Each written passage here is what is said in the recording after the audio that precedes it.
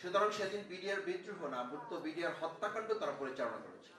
এবং আপনাদের মনে থাকার কথা, সেই দিনের ঘটনার প্রেক্ষাপট ধরে যদি আজকে শেখ হাসিনাকে সামনে নিয়ে এসে বিচারে দাঁড় করানো যায়, তাহলে আমরা বুঝতে পারবো যে এই যে প্রতিদিন এখন আমাদের সীমান্তগুলোতে উত্তেজনা তৈরি করা হচ্ছে এবং অত্যন্ত পরিকল্পিতভাবে আমাদের প্রতিবেশী রাষ্ট্র অযথাই কিছু কথা আমাদের বিরুদ্ধে ছড়িয়ে দিচ্ছে।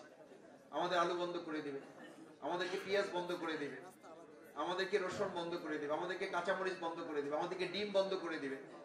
আমার কাছে খুব হাস্যকর মনে হয় যে বাংলাদেশ 2024 সালের জুলাই আগস্টে জীবন বাজি রেখে গুলির মুখে দেশ এবং খুনি হাসিনার পদত্যাগ চেয়েছিলাম, সেখানে একটা দলই পদত্যাগ করেছে। শুধু তাই না, একটা আধিপত্যবাদেরও পতন হয়েছে। সেরকম একটা রাষ্ট্রকে এখন চাল ডাল তেল আর পেঁয়াজ রসুনের হুমকি দিয়ে আমাদেরকে দমিয়ে রাখাটা বোকামি ছাড়া আর কিছুই নয়। এরপরে আমি আপনাদের কাছে একটা কথা বিনয়ের সাথে বলি, দেখেন বর্তমান সময় একটা নতুন কিছু কিছু জায়গায় আমি মিডিয়ার একটা ইন্টেনশন খেয়াল করি যে কোথাও একটা ছোট চাঁদাবাজি ঘটনা ঘটেছে। এই চাঁদাবাজির ঘটনাটা কি বিগত 16 বছরের যত বড় বড় দেশ বিরোধী ষড়যন্ত্রমূলক, মানে শেয়ার বাজার লুট হয়েছে, বাংলাদেশের ব্যাংকগুলো শেষ করে দেওয়া হয়েছে। আমার তো মনে হয় অত্যন্ত পরিকল্পিতভাবে চাঁদাবাজির এই সূক্ষ্ম সূক্ষ্ম ঘটনাগুলো তুলে নিয়ে এসে শেয়ার বাজার লুটের বড় বড় ঘটনাগুলোকে কেউ কেউ পরিকল্পিতভাবে এগুলো আড়াল করতে চায়। আমি অত্যন্ত ব্যর্থহীন কণ্ঠে একটা কথা বলি, বাংলাদেশ জামাত ইসলামী এবং আজকের বাংলাদেশ জাতীয়তাবাদী দল, আমার বীর মুক্তিযোদ্ধা আব্দুল সালাম ভাই, আমরা একসাথে রাজপথে 2012 সালে, 13 সালে, 14 সালে আমাকে যখন মোহাম্মদপুর থেকে ডিবি বিপ্লব গ্রেপ্তার করে, তখন গ্রেপ্তার করে সাথে সাথে আমাকে জানতে চেয়েছিল যে আপনি ধানমন্ডি ঢুকলেন কি করে। আমি জানতে চাইলাম আপনি এটা কি বললেন, ধানমন্ডি কি বাংলাদেশের বিচ্ছিন্ন কোনো দ্বীপ? এখানে ঢোকা যাবে না কেন? বলছে এখানে একটা পিঁপড়া ঢুকলেও আমাকে বলতে হবে, একটা পিঁপড়া বের হলেও আমাকে জানাতে হবে। আমি বললাম আমার তো এটা জানা নেই যে বাংলাদেশ থেকে ধানমন্ডিকে বিচ্ছিন্ন করে দেওয়া হয়েছে, অথবা বাংলাদেশ থেকে ধানমন্ডি স্বাধীন আছে, অন্যান্য সমস্ত এলাকা পরাধীন করা হয়েছে, অথবা অন্যান্য সব এলাকা স্বাধীন আছে, ধানমন্ডিকে পরাধীন ঘোষণা করা হয়েছে, অথবা এটা ভারত কিংবা অন্য রাষ্ট্রের অঙ্গরাজ্য হিসেবে ঘোষণা করা হয়েছে, এটা আমার জানা ছিল না। সেই সময়ের আন্দোলনে আমরা যারা কাজ করেছি অত্যন্ত সুপরিকল্পিতভাবে পিছন থেকে, ডানে থেকে, বামে থেকে, আমাদের পার্শ্ববর্তী রাষ্ট্রগুলো থেকে জাতীয় ঐক্য বিনষ্ট করার জন্য ক্ষুদ্র ক্ষুদ্র ইস্যুগুলো তৈরি করে কেউ কেউ বৃহত্তর ইস্যুগুলোকে আড়াল করার সুপরিকল্পিত চেষ্টা চালিয়ে যাচ্ছে। আমি খুব পরিষ্কার বলি, 16 বছরের ঘটনার ইতিহাস কি মাত্র 5 মাসে শেষ হয়ে যাওয়ার কথা? 16 বছরের ঘৃণ্য ন্যাক্কারজনক ঘটনা কি 5 মাসে ইতিমধ্যে কবর রচনা হয়ে যাওয়ার কথা? আমাদেরকে 16 বছরের ইতিহাস ভুলিয়ে দিয়ে 5 মাসের ইতিহাসে আমাদেরকে ঢুকিয়ে দিতে বাধ্য করছে যারা, তাদের বিরুদ্ধেও লড়াই আমাদের করতে হবে। আমাকে মাঝে মধ্যে জিজ্ঞেস করে, কেউ কেউ বলে ভাই অমুক জায়গায় এটা ঘটেছে, ভাই অমুক জায়গায় এটা ঘটেছে, কে? বহু জায়গায় এটা প্রমাণিত হয়েছে। যারা ঘটিয়েছে তারা বিগত 16-17 বছরের সেই দোষরদের মধ্যে থাকা লোকেরা কেউ কেউ এখন ছদ্মবেশে আমাদের মধ্যে ঢুকে আমাদের ঐক্য এবং আমাদের ভাবমূর্তি নষ্ট করার ষড়যন্ত্র তারা করছে। আমি আর একটা কথা বলি, আমার সম্মানিত ভাই এবং বোনেরা, আজকে চেতনা বাংলাদেশ, আমি এটাও পরিষ্কার করতে চাই, বাংলাদেশের স্বাধীনতা, সার্বভৌমত্ব এবং এটাকে সামনের দিকে এগিয়ে নিয়ে যাওয়ার লক্ষ্যে আমরা যারাই কাজ করছি তাদের প্রথমে এটা ভাবতে হবে যে এই আওয়ামী লীগকে ছাত্রলীগ নিষিদ্ধ করা হয়েছে।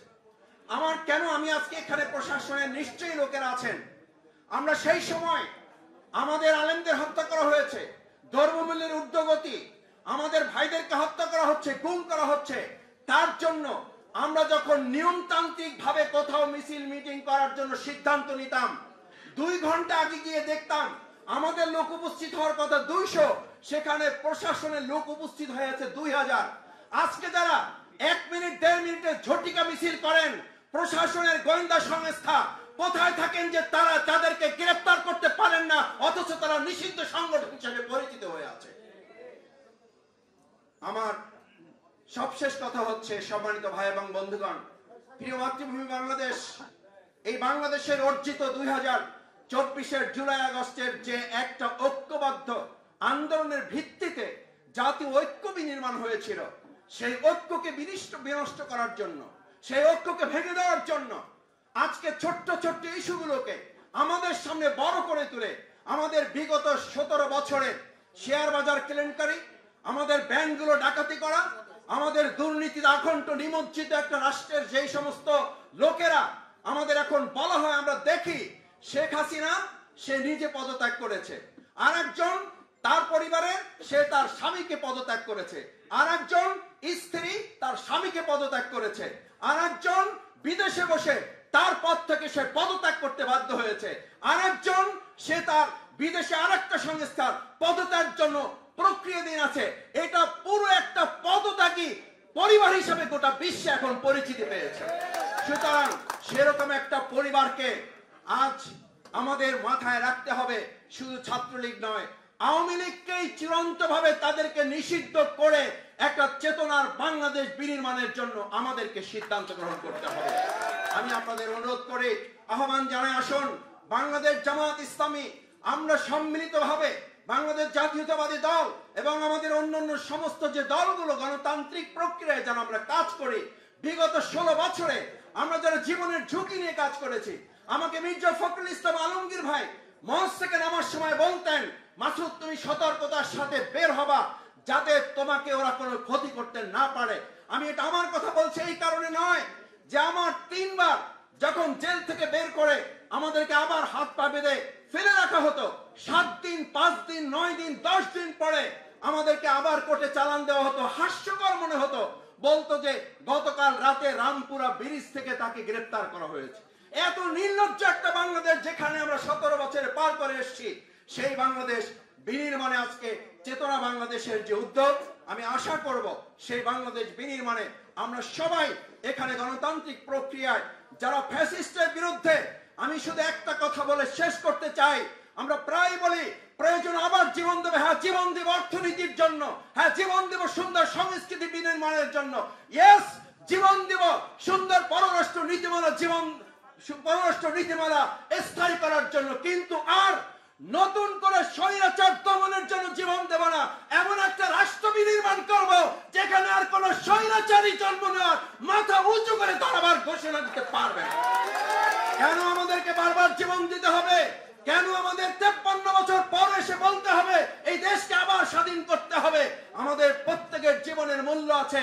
সুতরাং আসুন চেতনা বাংলাদেশের বাংলাদেশ জামাত ইসলামী সেরকম একটি রাষ্ট্র বিনির্মাণ করতে চায় যেই দেশে আর ফ্যাসিস্ট স্বৈরাচারী কোন মানুষ, কোন সরকার, কোন ব্যক্তি, কোন গোষ্ঠী আগামী দিন আর মাথা উঁচু করে দাঁড়াতে পারবে না। সেই বাংলাদেশ বিনির্মাণে আপনাদের সকলের ঐক্যবদ্ধ ভূমিকা পালনের আহ্বান জানিয়ে আমার কথা শেষ করছি। আল্লাহ হাফেজ।